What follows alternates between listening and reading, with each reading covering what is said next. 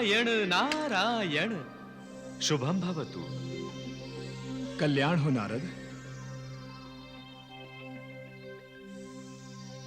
त्रिदेवो, क्या देवी रुक्मिणी को स्मरण नहीं कि द्वारिकाधीश श्री कृष्ण साक्षात प्रभु के अवतार हैं? ऐसा क्यों पूछ रहे हो वत्स नारद? विधाता, यदि उन्हें स्मरण है तो भय कैसा? वो तो जानती हैं कि द्वारिकाधीश का विनाश संभव ही नहीं।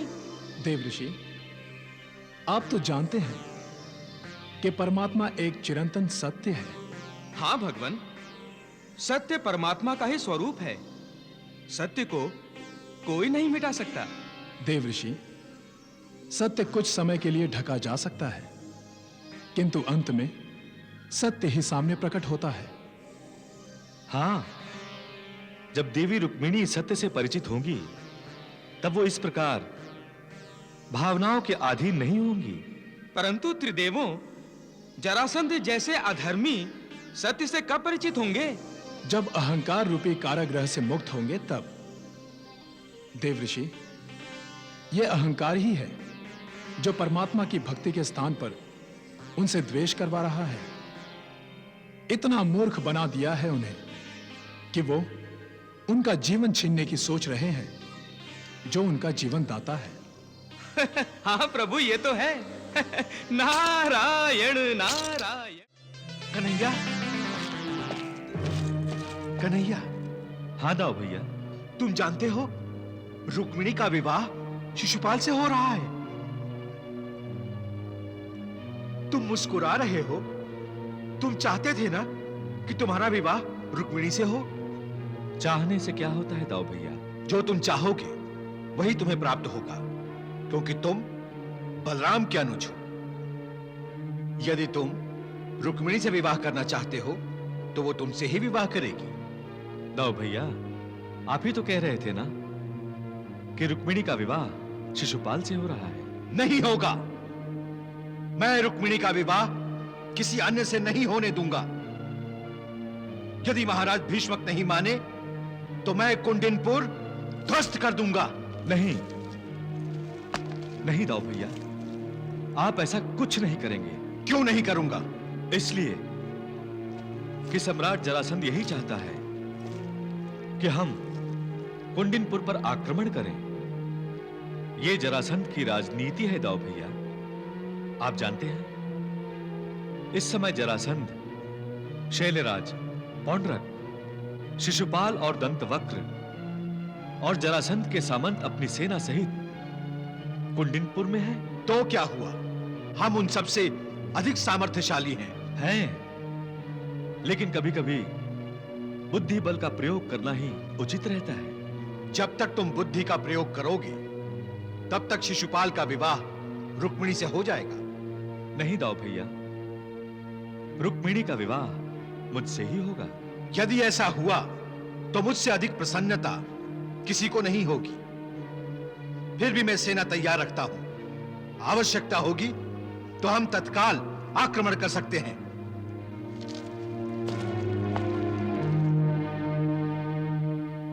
दाऊ भैया, आप भी रुक्मिणी के जैसे ही हैं। मनुष्य अवतार लेते ही आप दोनों को अपने सत्य स्वरूप का विस्मरण हो गया है।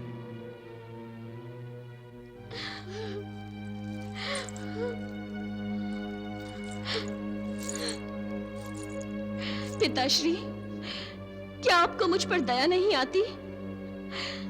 आप भी यही चाहते हैं कि मेरा विवाह शिशुपाल से हो? नहीं पुत्री, किंतु मैं विवश हूं। आप तो विदर्भ के राजा हैं। केवल नाम मात्र का। मैं राजा हूं, किंतु मेरे सारे अधिकार छीन लिए गए हैं। हमें यह भी अधिकार नहीं कि मैं अपनी पुत्री का विवाह उसकी इच्छा से कर सकूं। हाँ पुत्री, हम महाराज और महारानी को इस कक्ष से बाहर पग रखने का भी अधिकार नहीं। ये आप क्या कह रही हैं? किसने छीने हैं आपके ये अधिकार? कौन है वो दुष्ट? मैं हूं वो दुष्ट। गर्भ पर मेरा राज चलता है, पिताश्री का नहीं। समझी? समझ गई, सब समझ गई। नारायण नारायण नारायण नारायण। प्रणाम द्वारिकाधीश। कल्याणमस्तु। प्रभु, आप यहाँ शांति से बैठे हैं और वहां देवी रुक्मिणी व्याकुल हो रही हैं। वहां कुंडिनपुर में जरासंध, शल्य और शिशुपाल इत्यादि रिपुओं का आगमन हुआ है भगवान। वो देखिए, देखिए।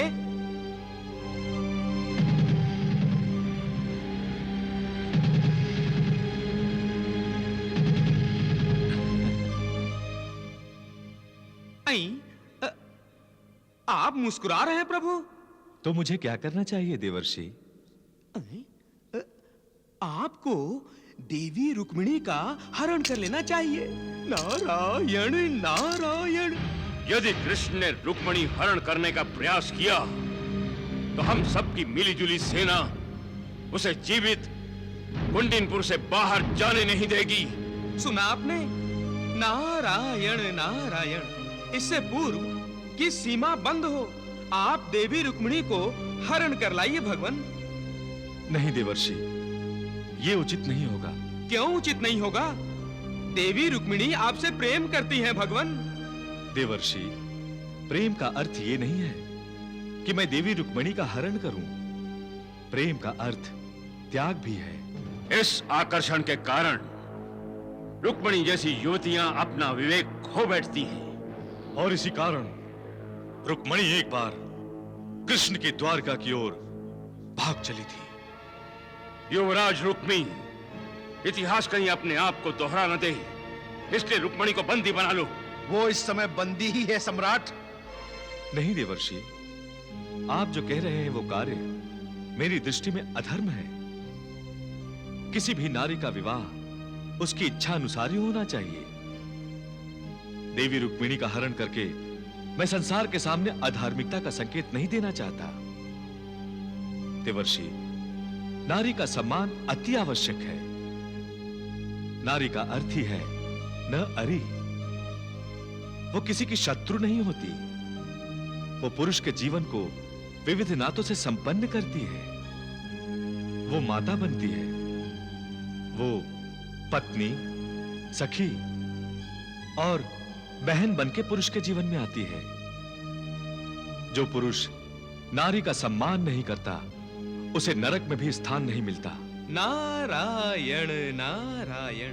देवर्षि, नारी है तो सृष्टि है, और नारी नहीं तो सृष्टि भी नहीं। फिर नारी जाति का अपमान क्यों? किंतु प्रभु। देवर्षि, देवी रुक्मिणी की सम्मति और इच्छा के बिना हरण देवी रुक्मिणी का ही नहीं, पूरी नारी जाति का अपमान है। समझ गया प्रभु, सब समझ गया। नारायण नारायण। समझ गए युवराज रुक्मी, सम्मान स्त्रियों का नहीं, केवल पुरुषों का होता है। एक बात और सदा ध्यान में रखो, स्त्री पुरुष की कभी मित्र नहीं होती। बहन होते हुए भी रुक्मिणी इस समय तुम्हारी शत्रु बनी हुई है। तभी तो कृष्ण के कारण वो हमसे विद्रोह करने पर उतर आई है। परंतु सम्राट, हम इसी का लाभ उठाएंगे। आने दो कृष्ण को कुंडिनपुर, हम प्रतीक्षा कर रहे हैं। और मुझे प्रतीक्षा है रुक्मिणी के संदेश की, उनके संकेत की। नारायण नारायण। प्रभु की जय हो।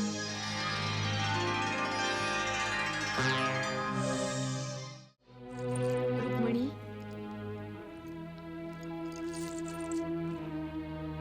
देख रही हो, तुम्हारे विवाह के उपलक्ष्य में संपूर्ण नगरी मानो नाच रही है।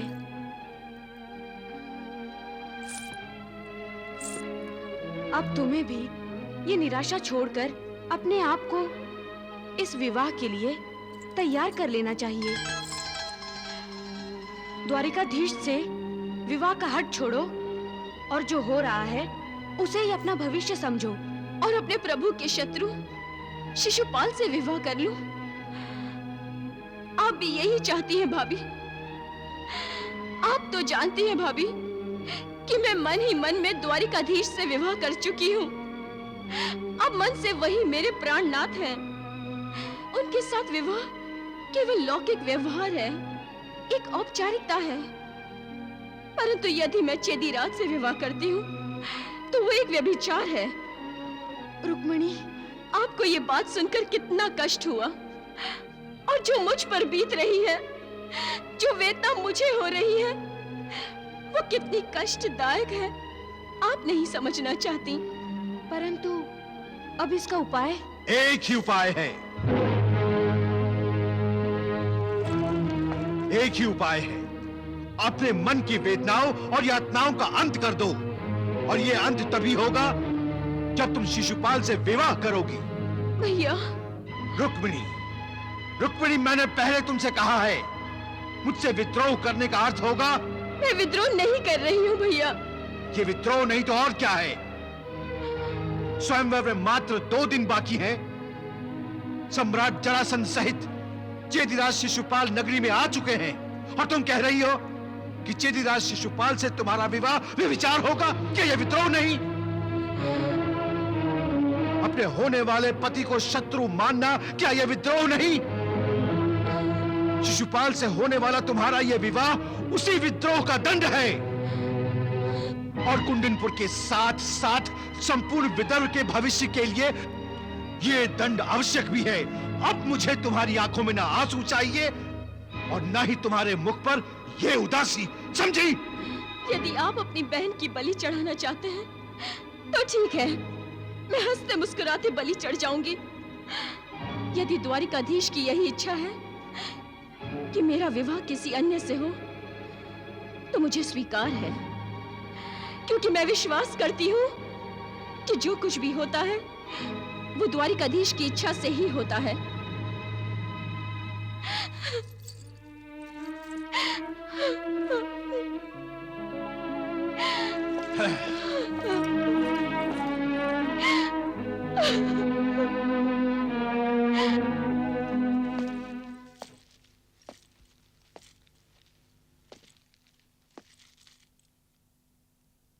दंतवक्र, दंतवक्र,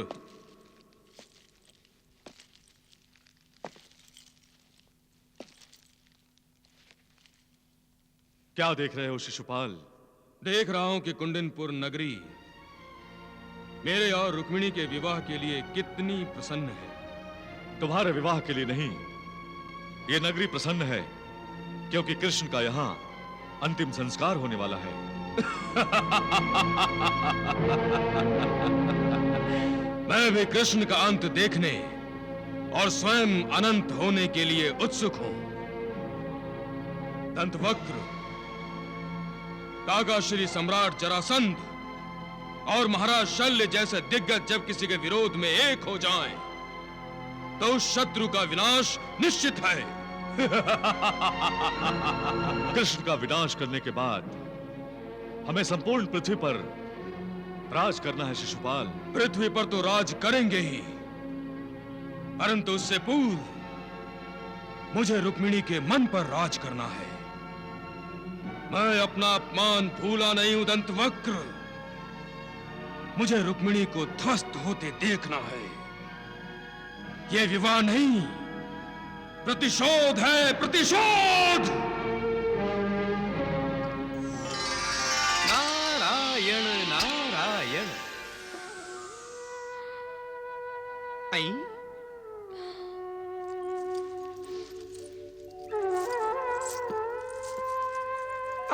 देवी देवी देवी, आपकी आंखों में अश्रु।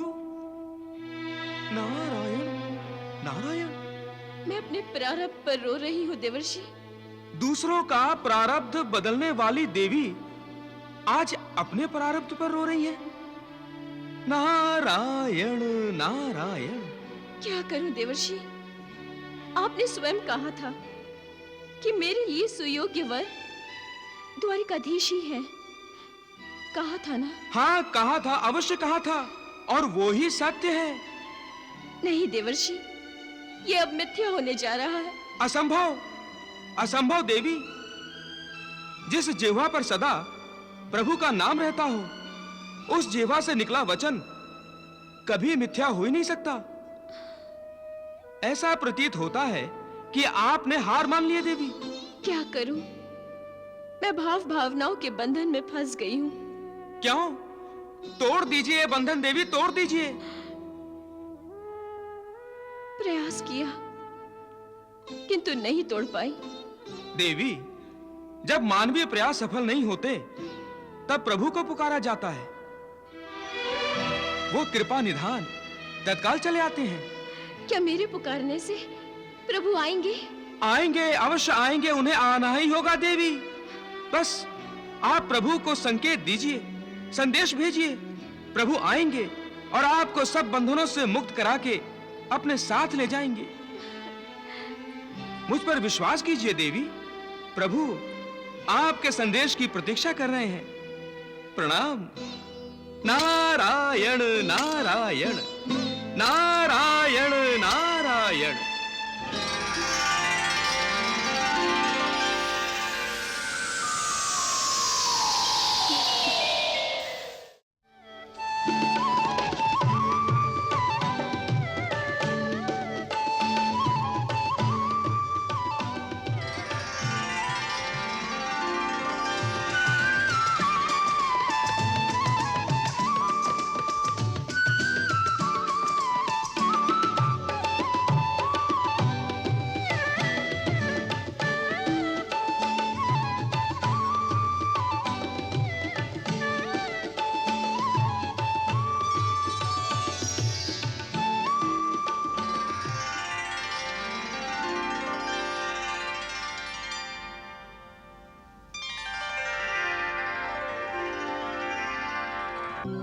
भगवान, आप रुक क्यों गए? आपकी मुरली के स्वर सुनकर मुझे ऐसा प्रतीत हुआ जैसे कि मेरी तपस्या सफल हो गई हो। हे देवाधिदेव महादेव, आपको भव कहते हैं। भव का अर्थ है संसार, और इस संसार के कल्याण के लिए ही आप तपस्या करते हैं, और आपकी तपस्या के कारण ही विधाता की रचना साकार होती है। परंतु प्रभु, उस तपस्या और रचना के पीछे प्रेरणा तो स्वयं आप ही हैं। हे प्रभु, मुझे भव कहते हैं, और इस संसार को भव सागर जिसे पार कराने वाली नौका तो आप स्वयं हैं। आप मनुष्यों के मुक्तिदाता हैं। हे मुरलीधर, आपकी मुरली के स्वर ही जड़ और चेतनाहीन वस्तुओं में चेतना निर्माण करते हैं, निराश मनों में आशा का दीप जलाते हैं। हे प्रभु, ये आपकी मुरली के स्वर ही हैं जो भक्तों को आभास कराते हैं कि परमात्मा उनके साथ है। ये आपकी मुरली के स्वर ही हैं जो प्रेमियों को आश्वासन देते हैं और अधर्मियों को संकेत। इस समय आपने जरासंध, शल्य, शिशुपाल आदि को संकेत ही तो दिया है, और देवी रुक्मिणी को आश्वासन। हे विधाता, हे भोलेनाथ, वस्तुतः हम तीनों अलग अलग रूपों में होते हुए भी एक ही हैं। प्रभु, संसार मुझे नरेश्वर कहता है, किंतु वास्तव में नरेश्वर तो आप स्वयं हैं। इस संसार की रक्षा हेतु कभी आप मत्स्य बनते हैं, तो कभी कूर्म, कभी वराह बनते हैं, तो कभी नरसिंह, कभी वामन, तो कभी परशुराम, कभी राम, और अब श्री कृष्ण। हे लीलाधर, अब हम देवी रुक्मिणी के स्वयंवर के अवसर पर आपकी लीला देखने को उत्सुक हैं। प्रभु, हमारी उत्सुकता को शीघ्र ही सत्य का रूप दीजिए। प्रणाम प्रभु।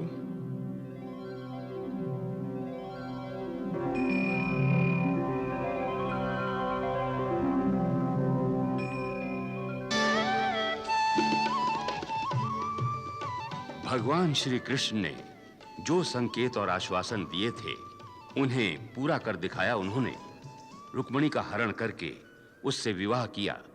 जरासंध शल्य के साथ-साथ शिशुपाल और दंतवक्र, जो विष्णु लोक में जय विजय नाम के पार्षद थे और सनकादि के शाप से राक्षस योनि में तीसरा जन्म भुगत रहे थे, उन सब का वध करके उन्हें मुक्ति प्रदान की।